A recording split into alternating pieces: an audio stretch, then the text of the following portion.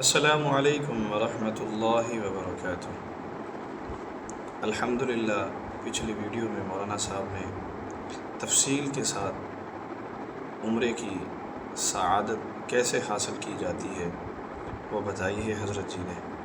اب انشاءاللہ العزیز ہم حج کے حوالے سے ان سے جانیں گے تفصیل کے ساتھ اور وضاحت کے ساتھ اور ترتیب کے ساتھ انشاءاللہ ہمیں بتائیں گے حضرت مولانا عابد صاحب۔ نحمده ونصلي على رسوله الكريم اما بعد فاعوذ بالله من الشيطان الرجيم بسم الله الرحمن الرحيم واتموا الحج والعمرة لله صدق الله العظيم۔ حج کا مسنون طریقہ، حج کرنے والا آدمی جب 8 ذی الحجہ کی صبح کو یا 7 ذی الحجہ کی شام کو حج کے لیے احرام باندھے، وہ احرام باندھنے سے پہلے خوب اچھی طرح غسل کرے، اور اگر غسل سے کوئی چیز مانع ہو تو پھر وضو بھی کافی ہو جاتا ہے۔ تو حج کا احرام باندھنے کے بعد 2 رکعت نماز نفل پڑھے حج کی نیت سے۔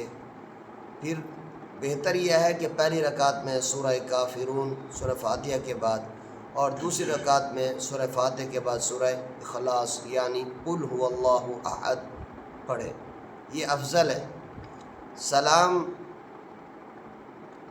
بلکہ یہ بات سمجھیں کہ جب 2 رکعت نماز پڑھ رہے ہوں تو اس وقت سر کو ڈھانپ لینا بہتر ہے۔ سلام پھیرنے کے بعد پھر سر سے چادر وغیرہ اتار لیں۔ اب اس کے بعد حج کی نیت کریں، اللہم انی ارید الحج فیسرہ لی وتقبلہ منی۔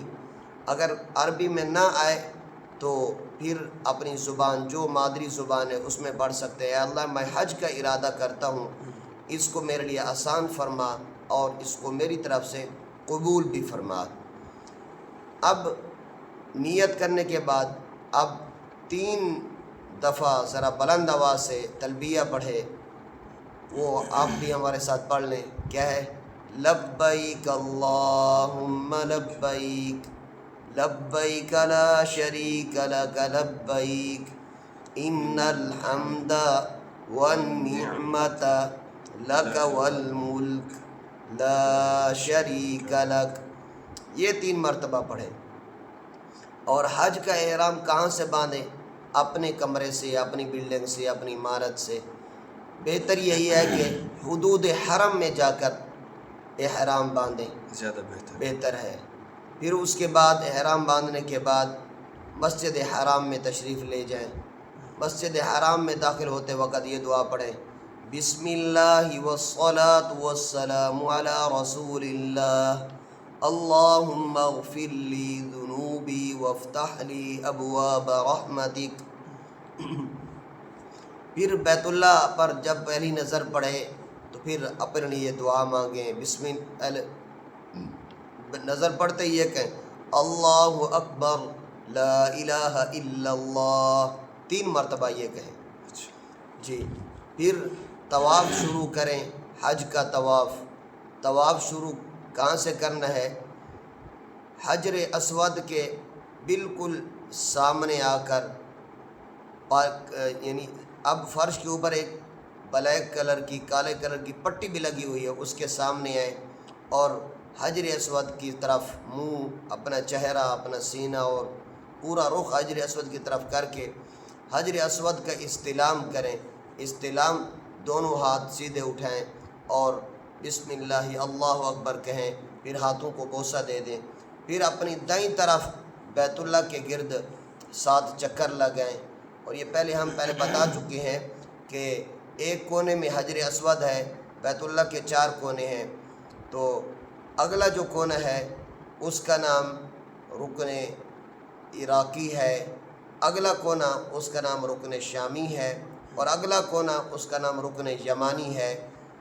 رکن یمانی پر جب پہنچیں اس وقت رکن یمانی کو ہاتھ لگانا مسنون ہے، لیکن بعض لوگ رکن یمانی کی طرف بھی ایسے اشارہ کرتے ہیں جیسے حجر اسود کی طرف کرتے ہیں، جو کہ مسنون نہیں ہے، صحیح نہیں ہے، اس سے بچیں۔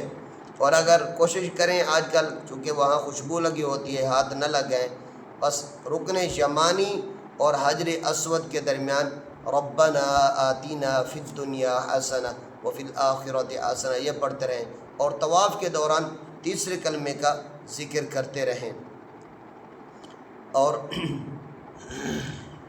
یہ طواف کے 7 چکر جب مکمل ہو جائیں اس کے بعد ہم آئیں مقام ابراہیم پر، اگر موقع مل جائے تو وہاں، وگرنہ پوری مسجد حرام میں جہاں بھی جگہ ہو وہاں آ کر 2 رکعت نماز نفل پڑھیں، اور اس کے بعد پھر آب زمزم کی طلب ہو تو آب زمزم پئیں، اور آب زمزم پینے سے پہلے جو دعا مانگی جائے وہ قبول ہوتی ہے، اس لیے یہ دعا مانگنی چاہیے، اللہم انی اسألک علما نافعا ورزقا واسعا وشفاء من کل داء۔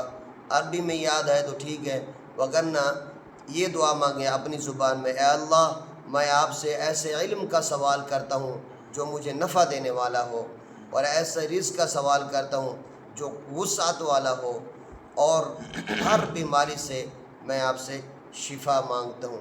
اس کے بعد پھر جائیں سعی کے لیے، سعی کریں، یعنی صفا مروہ کے درمیان سعی کرنے کے بعد اب ہم چلے جائیں 8 ذی الحجہ کو جا رہے ہیں یا 7 ذی الحجہ کو۔ سب سے پہلا کام حج کا جو پہلا دن ہے وہ 8 ذی الحجہ ہے۔ آج کل چونکہ رش بہت زیادہ ہوتا ہے، اس لیے بعض حجاج کرام 7 ذی الحجہ کو مینا میں چلے جاتے ہیں۔ ہم مینا پہنچنے کے بعد سب سے پہلا کام جو کرنا ہے مینا میں وہ یہ ہے کہ وہاں قیام کرنے ہم نے 5 نمازیں ہم نے مینا میں پڑھنی ہیں، ظہر، عصر، مغرب، عشاء اور اگلے دن کی صبح، یہ ہم مینا میں پڑھیں گے۔ مینا کے اندر قیام، رات کا قیام وہیں ہوگا، چونکہ 8 کو ہم چلے ہیں مکہ مکرمہ سے مینا۔ ظہر کی نماز سے لے کر اگلے دن کی فجر تک ہم مینا میں رہیں گے، رات کا قیام وہیں ہوگا۔ اب 9 ذی الحجہ یہ حج کا دوسرا دن ہے، اب 9 ذی الحجہ کو ہم مینا سے چلیں گے۔ مینا سے کہاں چلنا ہے ہم نے؟ فجر کی نماز کے بعد عرفات میں پہنچنا ہے، میدان عرفات۔ وہاں یہ میدان عرفات، اس کو وقوف عرفہ کہتے ہیں، جو حج کا سب سے بڑا اعظم رکن ہے، وقوف عرفہ، وہاں ہم نے قیام کرنا ہے۔ اور قیام کے لیے کوشش یہ کریں کہ عرفات کے اندر جو مسجد ہے، مسجد نمرہ، اس میں جگہ مل جائے تو بہت ہی مناسب ہے، وگرنہ جہاں جگہ مل جائے اپنے خیموں میں وہاں رہیں، اور کوشش کریں کہ جب حج کا خطبہ ہو مینا سے، اس مسجد سے، تو اس خطبے کو ہم سنیں، اور پھر ظہر اور عصر 2 نمازیں اکٹھے جمع بین الصلاتین سے کہتے ہیں، امام مسجد جو ہے نمرہ اس کے ساتھ ہم پڑھیں ظہر عصر اکٹھے۔ اور اکثر امام چونکہ مسافر ہوتے ہیں اس لیے وہ ظہر کی بھی 2 رکعتیں پڑھائیں گے اور عصر کی بھی 2 رکعتیں پڑھائیں گے۔ اب یہاں احتیاط کی ضرورت یہ ہے کہ ایسے حجاج کرام جن کو مکہ مکرمہ پہنچے ہوئے 15 دن یا اس سے زیادہ کا عرصہ ہو گیا، اب وہ مسافر ہیں، تو اب وہ اپنی 2 رکعتیں، اس کے بعد ظہر کی بھی 4 رکعتیں پڑھیں گے، عصر کی بھی، یعنی امام کے سلام پھیرنے کے بعد وہ اپنی نماز کو مکمل کریں گے، اور اگر مسافر ہیں تو پھر 2 رکعت نماز پڑھیں گے۔ اب یہاں عرفات میں ہم نے کہاں تک رہنا ہے؟ سورج کے غروب ہونے تک۔ سورج کے غروب ہونے سے پہلے عرفات سے جانا یہ جائز نہیں ہے بالکل۔ تو جب سورج غروب ہو جائے گا پھر میدان عرفات سے ہم چلیں گے مزدلفہ۔ مزدلفہ رات کو ہم جس وقت بھی پہنچیں گے، چاہے آدھی رات کو پہنچیں یا اس کے بعد جب بھی پہنچیں، تو مزدلفہ پہنچنے کے بعد ہم مغرب عشاء اکٹھے وہاں جا کر ادا کریں گے۔ میں ایک بات یہاں عرض کر دوں کہ جب ہم میدان عرفات میں تھے، اگر حجاج کرام نے ظہر عصر امام کے پیچھے نہیں پڑھی، جو مزدلفہ کی مسجد نمرہ کے امام صاحب ہیں ان کے پیچھے نہیں پڑھ سکے، اپنے اپنے خیموں میں پڑھ رہے ہیں، تو اب ان کو چاہیے کہ ظہر اپنے وقت میں پڑھیں اور عصر اپنے وقت میں پڑھیں۔ اچھا، ہاں جی، اس بات کا خیال رکھیں گے۔ اور یہاں ایسے ہی جب سورج غروب ہو گیا، ہم عرفات سے چلنے لگے ہیں مزدلفہ کی طرف، تو مغرب کی نماز کا وقت اگرچہ ہو گیا ہے لیکن یہاں مغرب کی نماز ہم نہیں پڑھیں گے۔ جس وقت مزدلفہ میں پہنچ جائیں گے تو وہیں جا کر مغرب عشاء امام کے پیچھے نمازیں اکٹھے جماعت کے ساتھ پڑھیں گے۔ پھر ہم رات کا قیام مزدلفہ میں کریں گے۔ اب حج کا دوسرا دن مکمل ہو گیا۔ 10 ذی الحجہ کی صبح کو ہم صبح کی نماز وہاں اول وقت میں جیسے وقت داخل ہوتا ہے وہاں امام صاحب پڑھاتے ہیں۔ اب صبح کی نماز پڑھنے کے بعد سورج کے طلوع ہونے تک وہیں ہم رہیں گے مزدلفہ کے اندر۔ البتہ یہ ہے کہ یہاں ایک کام یہ کرنا ہے کہ مزدلفہ سے ہم نے کنکریاں اٹھا لینی ہیں، کنکریاں اٹھا لینی ہیں۔ کتنی کنکریاں اٹھائیں گے؟ ہر حاجی 49 کنکریاں اٹھا لے گا،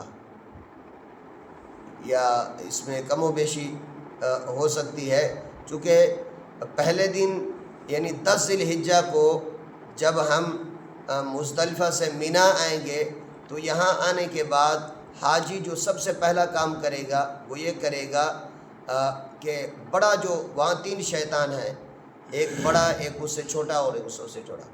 10 ذی الحجہ کو حاجی سب سے پہلے ان جو بڑا شیطان ہے اس کو 7 کنکریاں مارے گا، 7 کنکریاں مارے گا، اور یہ کنکریاں مارنے کے بعد پھر حاجی صاحب چلے جائیں گے اپنی قربانی کے لیے، اپنی قربانی کریں گے۔ اپنی قربانی کرنے کے بعد اب حاجی صاحب جو ہے نا اپنے بال، بلکہ وہاں سے بال کٹوائیں، قربانی کرنے کے بعد بال کٹوائیں، بال کٹوانے کے بعد احرام کھول لیں۔